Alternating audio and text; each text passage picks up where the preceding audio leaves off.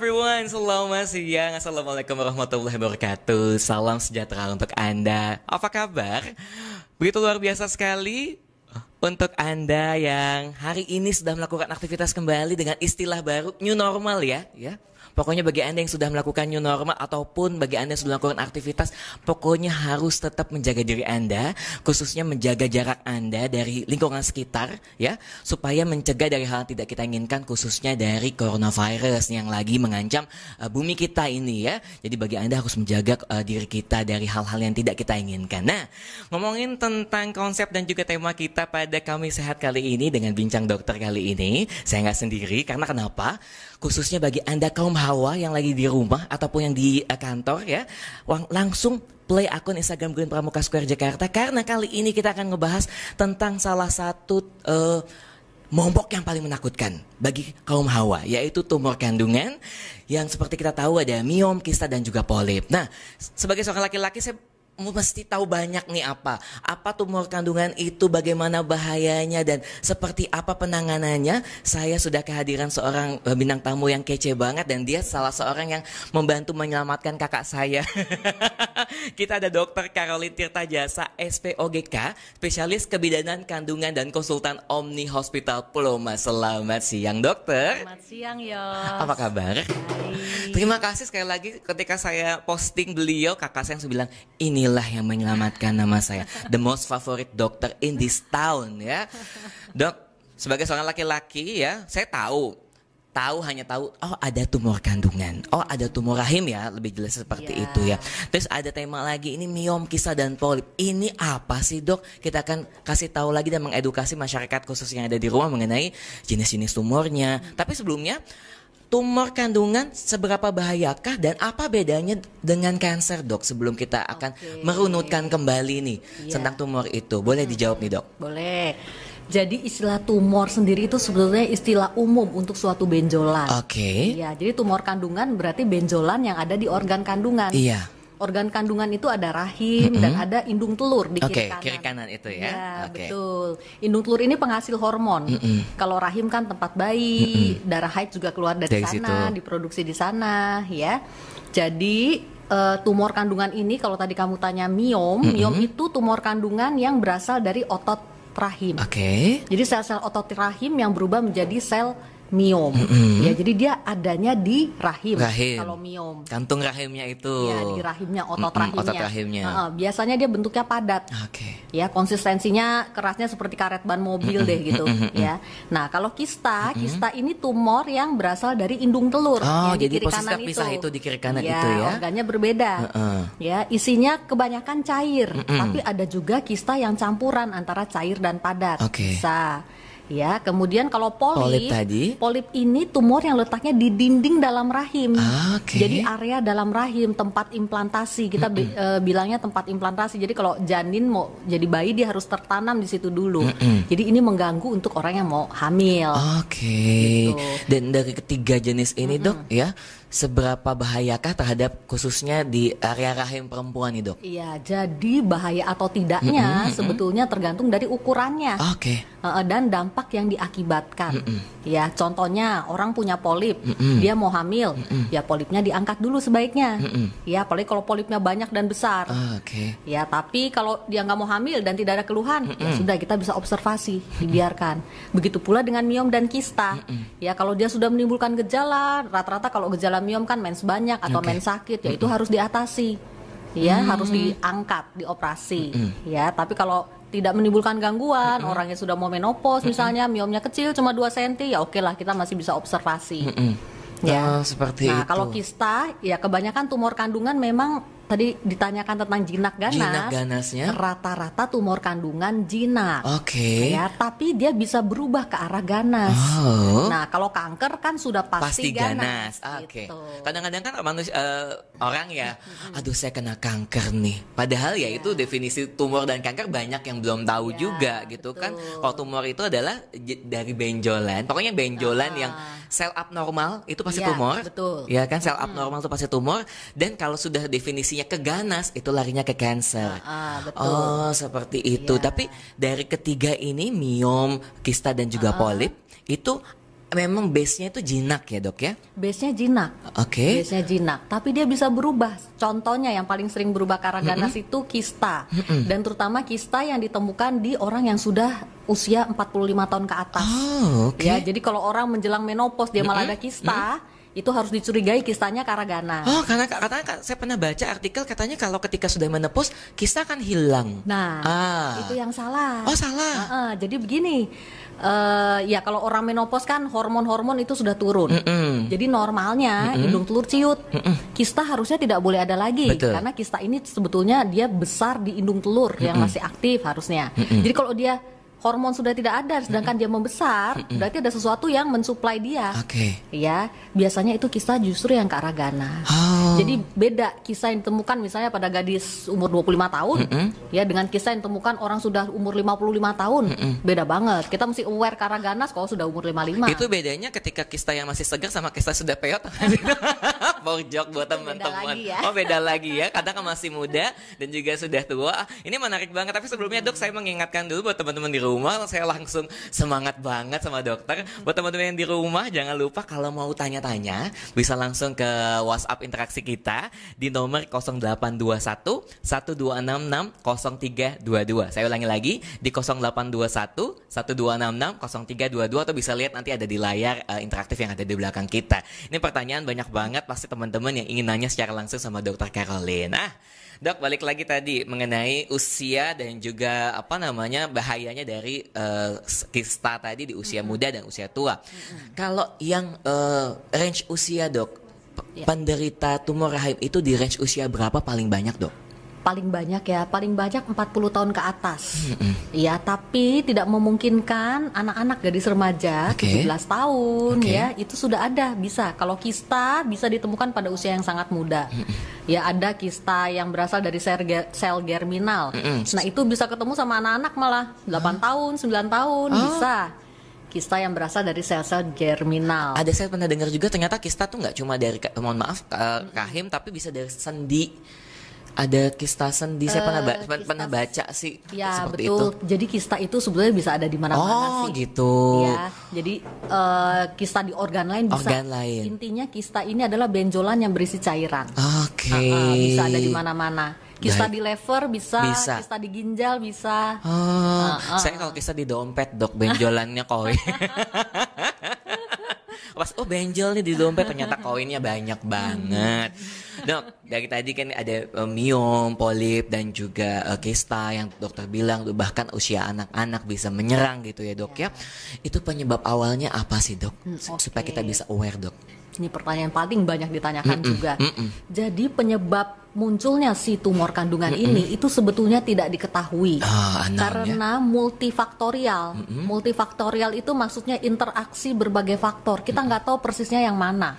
Mulai dari faktor hormonal, genetik, dan juga lingkungan. Nah, lingkungan ini termasuk lifestyle, pola makan, ya, paparan terhadap polutan lingkungan. Sekarang kan banyak nih polutan lingkungan ya, mulai dari junk food, campuran boraks, formalin atau pengawet yang ada di makanan, ya, polutan lingkungan berupa asap kendaraan bermotor. Dari pembalut bisa jadi nggak sih dok itu? Kalau pembalut itu masih pro dan kontra, tapi terus terang saya nggak percaya. Ya, itu sebetulnya bukan masalah dari bahan kimia kan yang waktu itu yang ditakutkan kan tentang klorin kan. Ya, klorin kalau dalam jumlah banyak ya iya dia berbahaya. Jadi kalau merenang jangan kita minum juga kan klorin semua. Ya iyalah. Gitu, pokoknya dari lifestyle bisa mempengaruhi, selain juga dari hormonal. Nah, ngomongin tentang hormonal juga, hormon perempuan ya semua sih dok, kan kadang naik turun ya dok ya. Pada saat menstruasi naik turun itu bisa menjadi dan juga pemicu ya dok. Ketika hormonnya kamu marah terus nih, emosi terus, hati-hati loh nanti bisa tumor kandungan loh karena hormonnya naik. Itu benar gak sih dok kayak gitu? Itu mitos. Itu mitos. Iya, jadi tidak ada hubungan langsung antara hormonal dengan suasana hati. Iya, tapi memang pada beberapa wanita menopause atau menjelang menopause ya, karena kurangnya sebetulnya hubungannya tidak langsung ya. Dia sering marah karena nggak bisa tidur malamnya.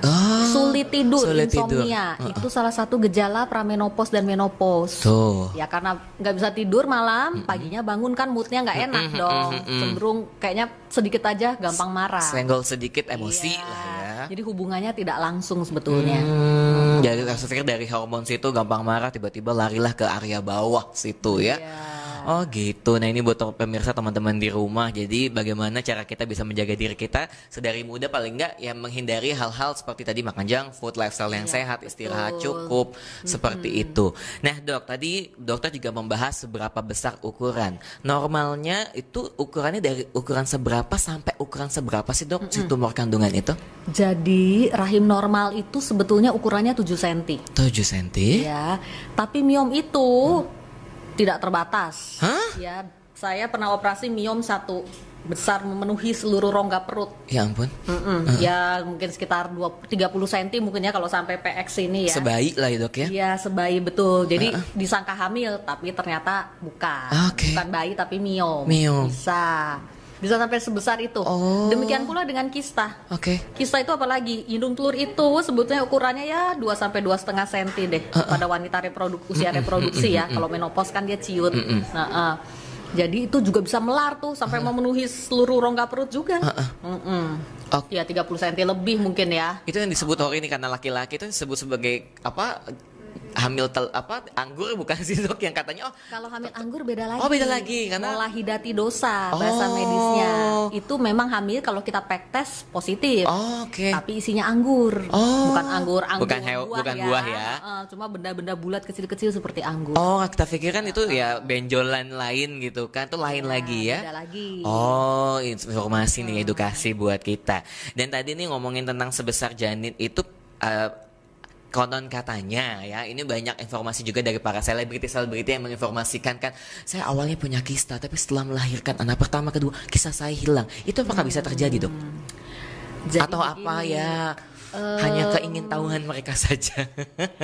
Jadi kista itu banyak sekali jenisnya. Ya ratusan jenis kista itu. Yang menentukan biasanya hasil patologi nanti. Jadi kistanya saat operasi diangkat, selalu kan hasil operasi masuk ke lab patologi. Dokter patologi akan potong-potong tuh kistanya di bawah mikroskop, diwarnain, dilihat sel-selnya sesuai dengan sel apa. Ya, nah jenis kista nanti akan ditentukan dari situ. Nah, kalau kista simple tuh kista hormonal, ya biasanya dia muncul karena perubahan hormonal, imbalance hormonal. Ya saat mens bisa saja dia hilang. Ya karena di saat mens semua hormon kan turun. Ya di saat mens kalau kita USG ulang dia hilang sendiri. Nggak usah minum apa-apa, hilang sendiri. Nggak usah minum obat, nggak usah diintervensi sama obat ya. Makanya kalau ada orang bilang, dok saya dulu ada kista, tapi setelah minum ramuan ini, herbal ini itu hilang. Begitu aja. Karena herbalnya. Kalau kista simple ya emang bisa hilang sendiri. Ya, nah. Ada lagi yang namanya kista endometriosis. Nah, ini juga sering. Kalau kista endometriosis tidak bisa hilang sendiri. Ya, dia kista karena penyakit endometriosis namanya. Ya. Polip bukan sih, beda tuh dok ya? Beda lagi. Kalau polip kan di dinding dalam rahim. Ini ya di indung telurnya. Nah, penyakit endometriosis itu penyakit tersendiri tuh. Biasanya keluhannya nyeri haid. Ya. Nah, itu biasanya kalau pasiennya hamil dia akan tertekan sementara. Ya, karena kalau orang hamil kan tidak ada gejolak hormonal, pasiennya juga tidak haid, dia akan tertekan sementara. Tapi setelah melahirkan, setelah berapa tahun kalau misalnya hidupnya junk food dimakan lagi, kacau lagi, endometriosisnya bisa kumat terus. lagi. Jadi endometriosis ini sebetulnya penyakit sepanjang usia reproduksi. Selama hormon aktif dia akan selalu bisa balik lagi. Iya. Walaupun udah hilang, tiba-tiba gaya hidup balik lagi yang seperti sedia kala, dia akan tumbuh lagi. Angka kekambuhannya sangat tinggi, meskipun gaya hidupnya juga sudah diperbaiki. Karena kan ada faktor lain yang tadi saya bilang, faktor hormonal, genetik, itu kan tidak bisa kita kontrol 100%. Yang bisa kita kontrol itu hanya faktor lingkungan loh, lifestyle itu bisa kita kontrol. Tapi faktor hormonal dan genetik kan emang dari sononya kita. Bawaannya ya. Seperti ini luar biasa sekali dok. Dok, ini pas ketika saya sudah mengumumkan nomor WhatsApp dari tadi layar saya kita akan tanya dulu satu pertanyaan, saya buka dulu untuk pemirsa yang ada di rumah dok ya. Saya mau nanya. Nah, siang dok, saya mau tanya dari Nisa. Saya mau tanya tentang persalinan nih. Wah, nggak apa-apa dok ya, agak-agak nggak apa-apa ya, boleh karena dokter kandungan juga. Kalau usia kehamilan 39 minggu, tapi HB saya cuma 7,6, bisa lahiran secara normalkah? Atau terlalu beresiko dok? saran terbaik untuk tindakan yang harus diambil apa ya dok? Padahal posisi sudah masuk ke panggul, air ketuban masih cukup, tidak ada lilitan tali pusar, dan BBJ berat badan janin sudah 3 kilogram. Makasih dok. Gimana tuh dok? Jadi itu sebentar lagi mau melahirkan itu sebetulnya. Ya, HB 7,9 itu tidak normal. Tidak normal. Ya, jadi HB normal itu seharusnya di range 12 sampai 14. 12 sampai oh iya ya 12 sampai ini rendah sekali ya, rendah sekali ya. Ya. Ya harusnya tindakannya adalah dicari tahu penyebabnya apa. Apakah ada perdarahan sebelumnya atau ada penyakit-penyakit yang memang menimbulkan kondisi anemia. Misalnya kelainan darah seperti penyakit talasemia minor, talasemia mayor atau penyakit hemofilia itu juga bisa menimbulkan penyakit kelainan darah sehingga dia anemia. Atau kekurangan zat besi, defisiensi zat besi bisa juga. Bisa juga. Ya, jadi harus dicari tahu dulu penyebabnya supaya bisa diatasi langsung ke titiknya. Ya, tapi berhubung sudah hamil 39 minggu sewaktu-waktu bisa melahirkan, transfusi. Yang mau paling tidak mau cepat. paling cepat transfusi pada saat melakukan tindakan. Tapi kalau untuk persalinannya secara normal kan masih bisa. Bisa saja asal HB-nya dibikin normal dinaikin dulu ya, 7,6 ya kali 2 dulu lah. Soalnya beresiko loh melahirkan dengan kondisi HB yang seperti itu. Lemes banget pasti dok. Resikonya perdarahan yang pertama. Ya, karena biasanya otot rahim pun untuk berkontraksi kan setelah bayi lahir dia harus berkontraksi lagi. Ya, karena pembuluh darah itu berjalan di antara otot rahim nih seperti ini. Jadi setelah melahirkan otot rahim itu harus menjepit dia berkontraksi supaya pembuluh darahnya ya kalau enggak perdarahan itu bisa 400 cc dari arteri uterina itu dalam waktu 1 menit. 400 cc dalam waktu 1 menit. Kalau kita punya 5 liter darah, habis sudah 10 menit juga udah habis. Selesai game over. Ya kan? Jadi dipenuhi dulu ya. Jadi pokoknya selesaikan satu masalah dulu, baru masalah yang lain, solusi yang lain bisa diselesaikan ya. Mau nggak mau secara cepat transfusi, tapi alangkah baiknya cek dulu apa yang terjadi dalam kondisi tubuhnya dok ya. Betul. Oke, itu Bu Anissa. Terima kasih ya sudah nanya. Dan ini masih banyak pertanyaan, tapi tadi agak ngerelate nih dok dengan pertanyaan saya tentang ibu hamil. Dok, bagi ibu hamil ini dan bagi mereka yang memiliki tumor kandungan di dalamnya itu apakah berbahaya bagi janinnya dok? Misalnya ya bagi ibu hamil punya polip atau punya miom besar, baik janinnya apakah punya baru bahaya? Tadi pagi saya ketemu pasiennya. Seperti itu, boleh kita ke sana aja gitu? Jadi ada miom dan sedang hamil. Betul. Hamilnya kembar lagi. Iya, hamil kembar, miomnya 6 cm. Ya. Jadi kalau polip mungkin tidak terlalu jadi masalah. Ya, kista pun kalau kistanya nggak besar-besar amat, kista dalam kehamilan juga bisa dan dia bisa hilang sendiri nanti saat hamil mencapai sekitar usia hamil 14 minggu. Tapi kalau miom, apalagi kalau miomnya besar dan banyak, itu dia akan bisa membuat masalah. Ya, kalau terlalu besar biasanya efek penekanan. Karena miom sendiri biasanya dia ikut membesar selama kehamilan karena pengaruh dari hormon-hormon kehamilan sendiri. Biasanya efek pendesakan tuh. Ya, jadi meskipun hamilnya masih kecil kayaknya udah hamil 9 bulan. Di saat hamil 9 bulan beneran miom bisa mendesak juga. Jadi resikonya antara lain ya kelahiran prematur atau pertumbuhan janin yang terhambat itu bisa. Ya, atau kalau dia posisinya tidak bisa ya harus dilahirkan secara sesar. Tidak bisa masuk kepalanya di dasar panggul, berarti harus sesar. Harus operasi untuk melahirkannya. Iya. Jadi bisa berbahaya kalau kenanya yang seperti tadi miom tadi dok ya. Dia sudah cukup besar itu. Betul. Tuh bagi Anda cek dulu deh ya. Tapi alangkah baiknya pengecekan itu pada saat mungkin pertanyaan saya, pranikah itu angka bagusnya dicek atau pada saat sudah menikah sih atau pada saat sudah hamil, cek yang bagus, deteksi yang baik, deteksi dini yang baik itu. Deteksi dini yang baik itu seharusnya kalau semua perempuan itu setahun sekali. Setahun sekali. Belum menikah maupun sudah menikah. Terutama kalau ada keluhan ya, keluhan yang berhubungan dengan organ kandungan. Seperti misalnya nyeri perut bawah, ya, atau gangguan haid. Gangguan haid itu bisa berupa mens banyak, atau mens sakit, atau mens yang tidak beraturan, ya, irregular bleeding kita bilangnya. Nah, itu sudah indikasi untuk dilakukan pengecekan. Nah, kalau sakit bagaimana kan? Ya saya kan nggak ngerasain ya pemirsa ya. Saya kan nggak ngerasain. Katanya kan setiap mens awal bulan pasti sakit. Ada perbedaan penyakit sakit yang dirasakan dok gitu? Jadi nyeri haid yang patologis ya itu adalah nyeri yang mengganggu aktivitas. Ya, yang sudah mengganggu aktivitas. Misalnya pelajar nggak konsen, nggak bisa belajar, jalan pun susah, misalnya itu berarti kan sudah mengganggu aktivitas. Nah itu sebaiknya memeriksakan diri. Oke, seperti itu biasanya ke arah penyakit endometriosis nanti. Ya kalau mau tahu lebih detail tentang endometriosis, saya membuat tulisan saya sebenarnya banyak di Google. Di mana? Di blog dokter ada blognya apa biar kita buka langsung? Sebetulnya sih Google ketik nama saya aja, itu ada di kompasiana.com. Dokter Kompasiana. Kompasiana. Kok nggak pernah ketemu kalau acara Kompasiana? Halo, saya hostnya. Malu nih acara suka ketemu. Ya, Instagram juga ada sih, Instagram juga ada. Facebook, tapi hati-hati fake account ya. Suka banyak banyak yang memalsukan saya. Ini selebriti juga. Pokoknya yang asli ada tanda apa, Dok? ada tulisannya official account saya ada. Official account.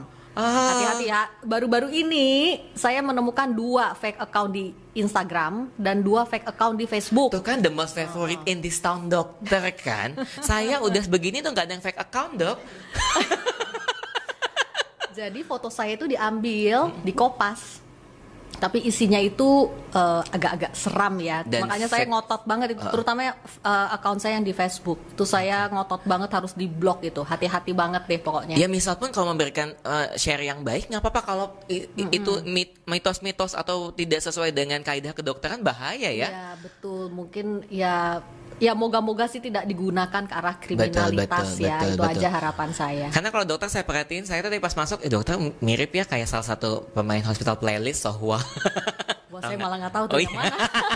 Enggak, ini mungkin bagi saya suka drakor. Tapi balik lagi yuk ke tema nih, kata tadi nggak apa-apa nih buat teman-teman bisa nanti tanya sama dokter, kita bisa informasi kalau mau ini apa berita-berita ataupun tulisan-tulisan mengenai artikel yang bisa dokter ada di sosial medianya, Dok ya. Pokoknya tinggal Google ketik nama saya aja, di situ banyak urusannya. Oke. Ya nanti mau follow Instagram juga boleh atau Facebook. Dok, balik lagi nih tentang mendeteksi dini. Sebelum ini pertanyaan sudah masuk banyak sekali, tapi saya mau nanyakan karena konsep kita dan tema kita kan deteksi dini. Mendeteksi dini atau pengecekan tumor itu terhadap individu, melakukan pengecekannya seperti apa sih, Dok? Apakah bisa melakukan pengecekan tes darah? Oke, jadi deteksi dini dan pengecekan tumor kandungan itu gampang banget. Gampang banget. 5 menit selesai, sudah ketahuan punya tumor kandungan atau tidak. Oke, bagaimana? Apakah emang harus ke dokter tapi? Ya harus ke dokter. Oh iya benar. Karena yang harus dilakukan adalah USG transvaginal kalau bagi yang sudah menikah. Ya, jadi aksesnya dengan prop transvaginal itu bisa kelihatan tuh rahim itu ada miom atau tidak, di indung telur ada kista atau tidak. Nggak lebih dari 5 menit sudah bisa terlihat apakah Anda punya miom atau kista dengan USG transvaginal ya. Bukan yang dari perut loh. Kalau yang dari perut terhalang lemak perut dan usus-usus. Jadi miom-miom kecil, kista-kista kecil bisa luput, tidak terlihat. Jadi harus akses transvaginal. Nah, bagi yang belum menikah dan kalau sangat diperlukan kita lewat perut nggak jelas, aksesnya jadi transrektal lewat lubang dubur. Bisa. Wow, jadi akses depan belakang ya, Dok, depan belakang. Luar biasa. Yang penting jelas diagnostiknya supaya tahu terapinya apa. Ini kan harus ke dokter. Kalau dokter praktek di Omni Hospital itu setiap hari apa dan di jam berapa aja, Dok? Biar kita tahu nih. Saya setiap hari kok, dari Senin sampai Sabtu kecuali Minggu dan hari libur. Pokoknya Senin sampai kecuali Senin, Selasa, Rabu, Kamis, Jumat, Sabtu. Oke, Senin sampai Sabtu, kecuali hari Minggu dan tanggal merah ya. Dari jam 9 sampai jam 10.30 pagi saja. Jadi hanya 1,5 jam. Zaman corona ini. Zaman masa pandemi ini. Kalau normalnya biasanya saya pagi sore. Pagi sore. Iya. Itu ya restoran tempat makan ya. Tapi doknya kan Dokter Objin adalah salah satu dokter yang memang ya kita bilang ya itu long last ya, karena ya orang ngecek kehamilan setiap hari setiap saat. Yang kayak teman saya kemarin ada yang konsultasi juga ke salah satu dokter yang di sebelahnya. Dokter sebelahnya mungkin 1-2 kali. Kalau dokter saya ngeliat dokter Caroline tuh masuk keluar ini memang favorit sekali. Teman saya ini orangnya ada. Mau sebut nggak dokternya, Dok? Yuk kita balik lagi, nih pertanyaan banyak banget. Ini banyak joke juga karena supaya teman-teman kan dengan konsep dan tema kita, wah ini temanya berat banget tapi banyak banget yang informasi yang bisa didapat. Salah satunya saya mau nanya ini dari Ani dari nggak ada namanya ya. Boleh nanti teman-teman kalau mau tanya ada nama dan juga daerahnya ya. ini dari Kak Anonim lah. Okay. Dok, gimana sih cara menghilangkan kista tapi tidak perlu operasi? Apa ada makanan dipantang atau gimana? Usia saya 27 tahun. Oh, jadi tanyanya banyak, Dok. Ketika udah nanya lagi. Nggak apa-apa. Jadi satu aja ya. Usia saya 27 tahun, sudah menikah. Tempo hari saya dibilang ada kista di rahim. Tapi kata dokter, kandungan saya itu hanya sel telur yang membesar dan setelah mens hilang.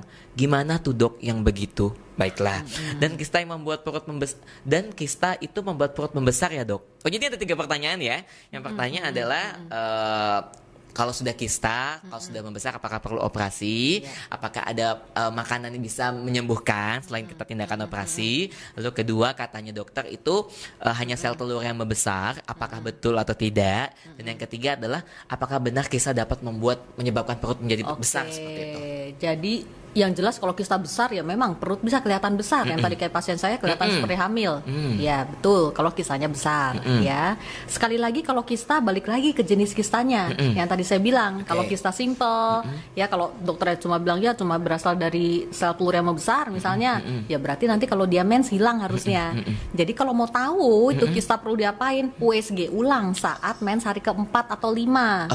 Itu yang terbaik untuk melihat kista-kista hormonal atau kista simple. Dia bisa hilang sendiri atau tidak. Saya ulangi lagi, jadi di USG pas di mens hari keempat atau kelima. Ya, jadi kalau itu hilang ternyata kistanya berarti selesai masalahnya. Berarti kistanya kista simple aja, kista hormonal yang tadi saya bilang. Tapi kalau tidak hilang, mungkin kista yang beda jenisnya. Nah, bisa itu lebih harus berbahaya? dipantau. Bisa lebih berbahaya. Bisa. Ya kalau kistanya nggak bisa hilang sendiri ya mesti kita angkat. Apalagi kalau dia mengganggu, misalnya kan mau menikah dan hamil misalnya, mengganggu ke arah program hamil. Ya kita harus angkat dong. Angkat kan sekarang operasi nggak usah black gede-gede, kita pakai lubang kecil aja. Nah ini nih pembahasannya nih kan dari tadi kita sudah cara deteksinya. Nis ada tema kita yaitu bagaimana terapi terkininya. Intervensinya apakah harus dengan obat saja? Kadang-kadang wah ini harus dioperasi. Dengar kata operasi sudah takut kan? Apakah dengan zaman modern ini ada tindakan-tindakan yang bisa lebih nyaman nih, Dok, operasi? Jadi sekali lagi kalau untuk kasus tumor kandungan tentunya di luar yang bisa hilang sendiri tadi ya, itu tidak ada obat. Ya, obat makan, suntikan, apapun itu sebetulnya hanya terapi sementara. Tidak menghilangkan masalah, tidak akan menghilangkan si kista maupun si miomnya ini. Jadi akan tetap ada di situ maksud saya. Ya, jadi memang harus diangkat. Ya, nah cara pengangkatannya zaman now ya kita nggak usah lagi kalau operasi black perut gede-gede 10 cm 15 cm kayak sesar begitu ya, jadi lubang kecil aja setengah senti 1 senti ya. Jadi dengan itu kita bisa angkat tuh miom dan kistanya. Apa istilahnya laparoskopi? Laparoskopi kayak sepupu saya ya. Itu minimal invasive surgery. Memang tidak semua dokter bisa melakukan kecuali dengan pelatihan khusus. Hanya dokter Caroline Tirtajasa yang bisa melakukannya. Jadi operasi ini sebetulnya cocok untuk orang-orang yang takut operasi. Iya, karena hanya lubang kecil saja. Hari ini operasi, besok sudah bisa pulang. Jadi keunggulannya selain sembuh lebih cepat, jauh lebih tidak sakit. Ya, dan nggak usah dirawat di rumah sakit lama-lama. Ya, jadi itu keunggulannya. Luka kecil dan buat pasien-pasien yang bakat keloid. Secara estetika dia lebih cantik lah istilahnya ya, karena tidak terlihat kan. Bentuknya bukan laser ya, Dok ya? Memang operasi. Dia menggunakan laser. Menggunakan laser. Iya, dia menggunakan laser atau elektrosurgery kita bilangnya. Ya, jadi resiko perdarahannya juga lebih minimal daripada operasi yang belek gede. Belek besar. Betul. Dan ini hanya tidak semua rumah sakit ada, Dok ya? Tidak semua rumah sakit hanya di ada. Omni Hospital Pulau Mas. Mas Vinku? Betul. Jadi tidak semua dokter bisa menanganinya dan tidak semua rumah sakit karena ini menggunakan teknologi laser seperti tadi itu. Betul. Jadi ini operasi canggih lah istilahnya karena menggunakan alat-alat yang cukup banyak, alat-alat canggih yang memang tidak semua rumah sakit punya. Tapi di rumah sakit kita alat-alat ini sepulang saya dari Jerman sudah dilengkapi semuanya. Ya, jadi sampai laparoskopi pengangkatan rahim pun sudah bisa dilakukan. Iya, karena kakak saya kemarin cerita ya, Dok tadi cerita sama dokter pengangkatan rahim menggunakan laparoskopi alat tadi yang laparoskopi tadi yang memang dia harus diangkat rahimnya tapi dengan cara yang kekinian gitu. Dan dia orangnya aktif ya, misalkan bisa aktivitas kembali lagi. sakit-sakit, nggak bisa kerja, di tempat tidur terus. Tapi dengan teknik laparoskopi ini lebih cepat dia, 2 hari, 3 hari, mungkin perlu stay di rumah 1 minggu tapi udah bisa jalan-jalan. Oke, dia bisa salto kok dok sekarang dok. Hebat. Kata saya terima kasih, iya sama-sama dok. Ini tadi banyak banget pertanyaan ya yang masuk ke WhatsApp juga. Pertanyaan saya juga banyak, tapi kita akan ada ke sesi hoax atau fakta. Tapi nanti saya balik dulu deh kita ke pertanyaan dari pemirsa yang ada di rumah. Selamat sore dok, saya mau tanya, saya juga mau jawab. Yang jawab dokter kok. Awal bulan ini saya sudah dapat menstruasi. Baru selesai seminggu yang lalu. Tapi kemarin tiba-tiba saya datang bulan lagi.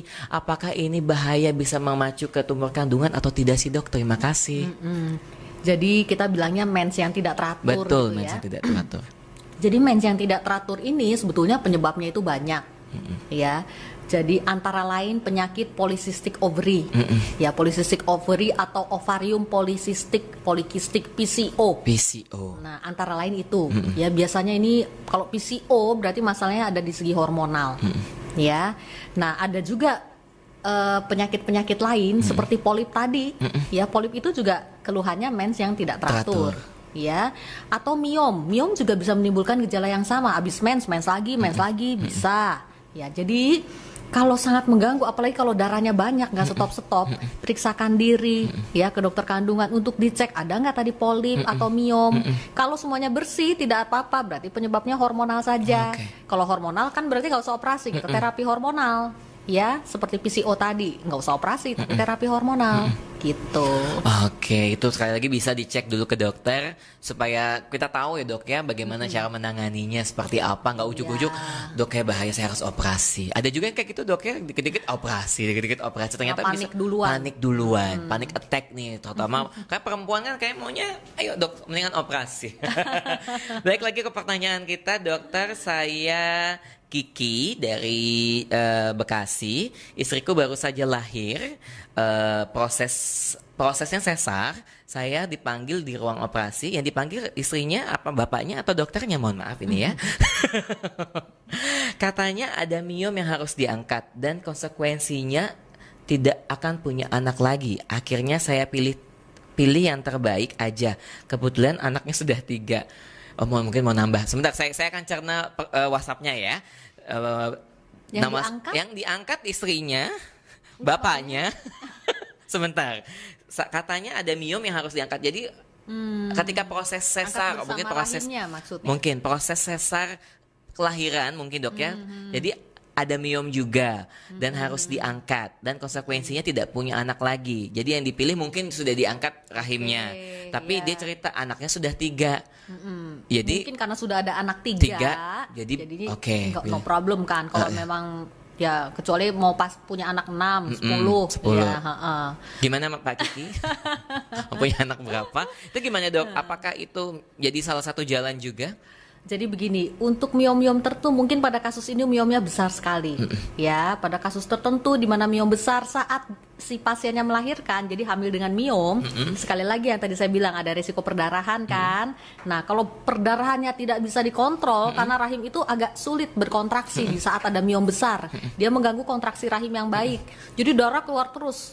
Nah, kalau dalam kondisi seperti itu untuk menyelamatkan nyawa berarti si miomnya diangkat sekalian sama rahimnya. Iya, demi menyelamatkan nyawa. Jadi baru dengan cara itu perdarahannya bisa di-stop. Itu bisa pada saat proses persalinan langsung. Biasanya kan saat sesar, kalau dalam pada sesar sekalian. Jadi sekalian pada saat sesar dicek ternyata ada yang sel abnormal tadi. Jadi biasanya saat sesar kok berdarah terus gitu ya, dan memang ada miom dan kontraksi tidak bisa diperbaiki dengan obat-obatan. Ya, segala macam cara sudah dilakukan, perdarahan tetap tidak stop demi menyelamatkan nyawa, ya diangkat. Iya, dan anaknya juga putranya sudah 3 ya. Untungnya. Ya kan menekan budget saat ini juga ya dok ya. Betul. Ya pokoknya tetap sehat juga untuk istrinya. Dok, nah Jadi dari tadi tentang terapi, tentang pengobatan dan segala macamnya, tentang operasi tadi, kita akan ke sesi hoax atau fakta, Dok, mengenai pemberitaan yang benar atau tidak ya tentang informasi tumor kandungan dan juga mengenai tentang kandungan itu sendiri. Dokter, nanti kalau hoax atau fakta, dokter juga bisa jawab rentetannya, Dok. Ya, misalnya, enggak, itu enggak betul. Yang betul seperti ini. Misalnya kalau fakta boleh ditambahkan lagi menurut ilmu kedokteran. Baik. Pertanyaan pertama, hoax atau fakta, miom dapat lepas dengan sendirinya lalu tumbuh di organ tubuh lain.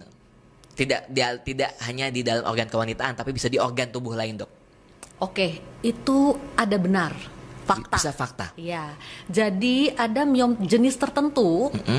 Parasitik miom namanya. Jadi parasitik miom ini sebetulnya miom yang bertangkai. Oke. Ya, jadi dia tidak menempel plok di dinding rahim, tapi dia membentuk tangkai. Ya, dan pada kondisi tertentu tangkainya itu lepas, dia terpuntir.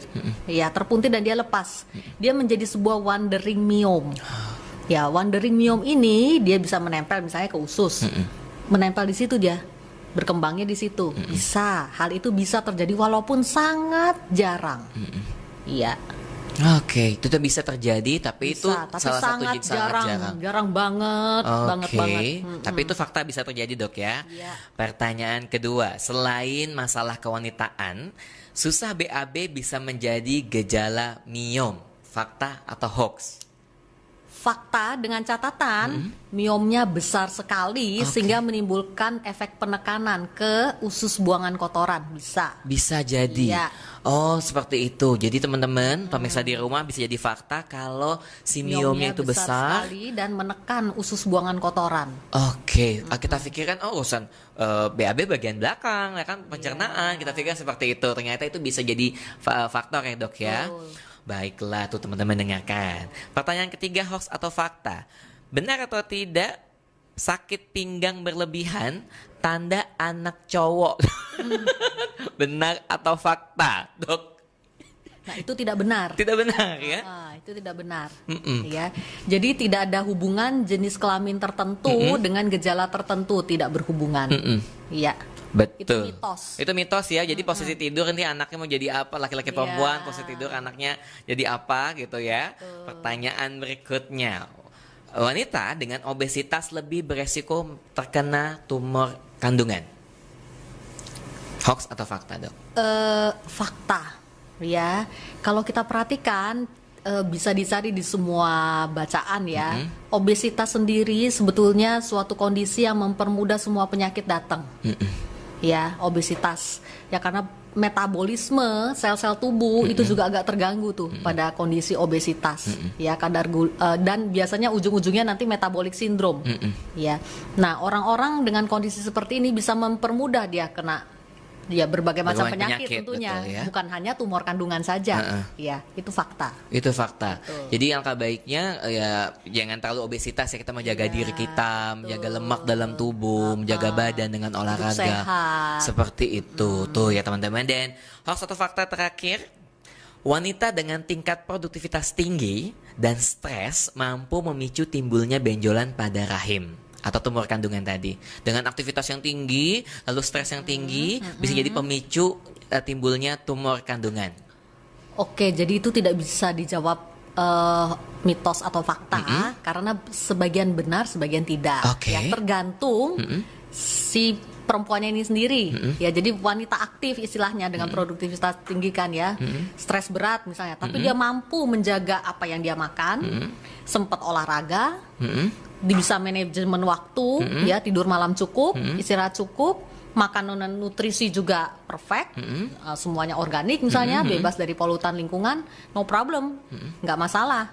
Ya, masalah terjadi jika kondisi yang tadi itu tidak terpenuhi. Ya, begadang larut malam, ya, bangun pagi juga kesiangan, ya nggak sempat sarapan, terus siang sekalinya makan semuanya dimakan junk food, karena stres juga kan, stres minum kopi bergelas-gelas, kafein banyak masuk, malam nggak bisa tidur lagi, sampai pagi tidak seger lagi, ya itu semua penyakit juga bisa datang semuanya. Iya. Bisa jadi pemicu juga ya. Bisa jadi pemicu juga. Jadi pola hidup segala sesuatunya pola hidup juga harus dikontrol dan juga harus dijaga, Dok. Betul. Ya. Nggak harus urusannya ke sana tapi juga ke kesehatan yang lainnya. Seperti itu. Baik, Dok, nih hoax atau fakta segmen kita sudah selesai, tapi masih ada pertanyaan yang kita akan jawab. Ternyata nih banyak banget, Dok, ya. Ketika dokter kita posting namanya keluar di GP Talk kita kali ini, dan banyak banget pertanyaan. Ini dari Bapak Suparyanto. Salam hormat, Dok, saya mau tanya mengenai istri saya. Dia mengalami kram yang berlebih pada bagian bawah perutnya pada saat di luar jadwal haid. Apakah itu berbahaya atau tidak? Oke, jadi kan normalnya kan orang tidak mengalami kram berlebih, ya. Kalau saran saya, silahkan dicek aja. Toh pemeriksaannya sebetulnya gampang. USG itu kan pemeriksaannya tidak lebih dari 5 menit sebetulnya. Ya, setidak-tidaknya dicek ke arah apakah ada miom atau kista. Ya, karena ya tumor kandungan bisa menimbulkan gejala seperti itu juga. Ya, dan kalau kebetulan semua perempuan kan memang harusnya cek rutin tahunan, screening ginekologi namanya. Itu mencakup pap smear dan USG transvaginal tadi yang saya bilang. Karena tujuannya berbeda. Kalau pap smear itu hanya untuk deteksi dini kanker mulut rahim. Dia nggak bisa lihat ke dalam, punya miom atau kista nggak ketahuan dari pap smear. Ya, jadi pap smear dan USG transvaginal. USG-nya untuk lihat ke dalam. Adakah miom, kista, atau calon kanker indung telur yang berasal dari awalnya dari kista, itu kelihatannya dari USG transvaginal. Dan itu setahun sekali wajib untuk dilakukan. Setahun sekali, ya untuk diri sendiri setahun sekali mah nggak ada apa-apanya. Nggak ada apa-apanya ya, untuk pengecekan doang. Betul. Seperti itu. Nah, ini dokter yang terkenal banget ya, ada yang masuk. Dokter, saya Mama Raka. Salam ya buat dokter dari Sentul City. Dokter ini keren loh, salam sehat untuk dokter. Mama Raka dari Sentul. Mama Raka, kakak saya. Memang terkenal sekali. Dok, kita ngobrol yuk. Nah, dari tadi gue udah ngobrol, tapi ini ngobrol lebih secara ini. Dari tadi pagi udah ngobrol ya. Tapi ngobrol pertanyaan, ini ngobrol tentang jok-jok sedikit. Pernah ngalamin pasien yang banget gak sih, Dok? Maksudnya gini, kayak Dok, ini kok saya katanya kita udah diangkat tapi kok timbul lagi. Dok, ini ya, edukasi yang kurang gitu. Atau Dok, ini kok gede banget, seharusnya kan gini-gini gitu. Dok, saya gak usah harus cek, Dok, gitu. Oke, ada beberapa pasien yang seperti itu. Ya, saya senangnya jadi dokter itu karena saya ketemu orang yang berbeda setiap hari. Betul. Dengan karakter yang berbeda. Ya, jadi sekarang saya bisa tahu nih, begitu ketemu Yos misalnya, saya tahu nih tipe Yos kayak begini nih. Karena terbiasa berhadapan dengan orang yang berbeda dan berinteraksi langsung kan setiap harinya dengan orang yang berbeda. Bisa. Sering banyak pasien yang seperti itu. Udah diedukasi gitu kan, dikasih tahu. Banyak ya, Dok ya. Banyak.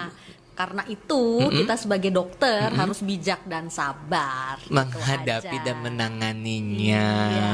Tapi saya memaklumi kalau pasien memang kadang-kadang dia panic attack tadi yang kamu bilang. Orang-orang yang panik cenderung jadinya seperti itu. Ya, perlu seseorang yang untuk sebagai tempat curhatnya dia, menyalurkan stresnya atau paniknya. Ya, nah itu gunanya dia mendapatkan edukasi yang baik supaya paniknya bisa diredakan. Ya. Paling tidak jangan mencari informasi dari sosial media yang itu nggak tahu benar atau enggaknya ya. Itu yang saya mau bilang. Jadi ibu-ibu semua pasien saya googling, jadi dokter Google. Ya, itu banyak banget salahnya. Jadi sekali lagi, Google itu sebenarnya tumpahan semua orang. Ya, jadi kalau baca Google itu dipilih dong, dilihat nih penulisnya siapa yang posting, dokter ahli bukan, gitu. Misalnya posting tentang suatu penyakit, dokter ahli bukan. Kalau bukan dokter ahli ya jangan dibaca. Misalnya sesama ibu-ibu, ya nggak ada pengalaman medisnya, nggak ada pengetahuan medis, ya nggak usah dibaca, malah bikin takut sendiri. Dan mengarah ke hal-hal yang salah, jadi parno sendiri, bikin tambah stres, yang enggak jadinya. Tadinya nggak sakit jadi beneran sakit karena mendapat informasi yang salah. Nah, jadi segala hal dilihat dulu. Kalau misalnya ada konten ini, penulisnya siapa sih, latar belakangnya apa, Dan meskipun dokter pun dilihat, dokternya dokter apa? Dokter umum, dokter spesialis, dokter konsultan, dokter ahli apa? Backgroundnya apa? Sekarang kan zaman now gampang, tinggal ketik aja namanya di Google. Ya, jadi dokternya sudah melakukan apa, bidangnya apa, bisa kelihatan. Bisa dipercaya ya dok ya. Kalau bingung mau datang ke dokter mana, dokter ini, dokter itu, googling aja semuanya. Dokternya udah pernah ngapain aja sih? Yang sesuai dengan kebutuhan kita gitu ya. Betul. Jadi hati-hati membaca Google pun harus dilihat-lihat penulisnya siapa. Ya kadang-kadang gini, terutama bagi perempuan, mau nanya dokter malu-malu takut gitu kan, terus nanya dengan pengalaman orang tua, saya bilang tadi belum punya pengalaman medis. Oh kalau ibu begini kok gitu ya dok, sering nanganin kayak gitu dok ya, dari orang tua saya begini dok gitu. Banyak sekali yang masih seperti itu, terutama kalau urusannya dengan kehamilan dan persalinan. Ya, kata orang tua saya begini, orang zaman dulu harusnya begini, banyak sekali. Apalagi seputar kehamilan dan persalinan itu banyak sekali mitosnya. Nah, itu pentingnya bertanya kepada dokternya. Ya, jadi jangan sampai salah informasi. Ya, apalagi orang tua kita dulu kan sudah jadul banget nih. Ya, apalagi kalau bersalin zaman dulu kan beda. Kondisinya juga sangat berbeda dengan kondisi sekarang. Zaman dulu operasi masih susah tuh, ya, komplikasi dan resikonya banyak. Tapi zaman now operasi segala macam, teknik penjahitan, obat-obat itu sudah sangat maju dan canggih. Jadi tidak perlu terlalu takut lagi. Bahkan ada, saya pernah tahu, baru tahu karena laki-laki dok ya, ada teknik jahit pakai lem khusus gitu katanya. Iya kan udah canggih, nggak mesti dijahit tapi ada lem khusus gitu. Nggak usah pakai lem pun, ada jahitan subkutikuler namanya. Jadi di bawah kulit. Ya seperti saya kalau sesar jahitan subkutikuler, jadi lukanya itu seperti garis saja. Jadi tidak terlihat jahitannya sama sekali, dengan benang yang diserap juga, jadi tidak ada acara buka jahitan lagi sesudahnya. Seperti jadi itu. Sangat nyaman. Jadi nyaman. Jadi kayak bilang dokter tadi, dengan terapi terkini, terutama di bidang kesehatan kedokteran sudah makin canggih. Tadi operasi-operasi udah nggak harus belek yang besar-besar. Ternyata menggunakan teknologi-teknologi sekarang juga masih bisa ya dok ya. Dan kita balik lagi pertanyaan ini. Saya lagi ngobrol sama dokter, ternyata banyak pertanyaan dan ini masuk ke bagian kesehatan kandungan. Dan ini mitos atau fakta sih dok, makanya saya baca ini. Saya Gunawan dari Bekasi, maaf dok mau tanya, istri saya sedang mengandung tapi kok kaki dan tangan bagian kirinya pegal-pegal ya? Apakah itu masalah atau tidak dok? Mungkin kalau pegal bapaknya bisa pijetin kali ya. Nah itu Yos bisa jawab. Benar nggak sih? Itu nggak sih bagian kirinya yang pegel-pegel itu masalah nggak sih dok? Jadi ibu-ibu hamil itu rata-rata kan terjadi retensi cairan, makanya bengkak tuh semuanya. Ya, dan biasanya keluhan pegel itu keluhan yang paling banyak dikeluhan.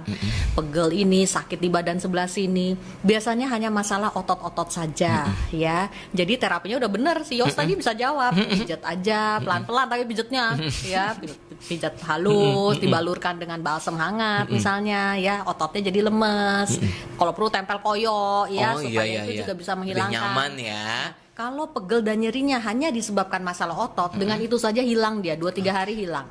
Tapi kalau tidak hilang juga berarti ada masalah yang lebih serius. Periksakanlah diri Anda ke dokter. Betul, bisa jadi masalah rumah tangga ya.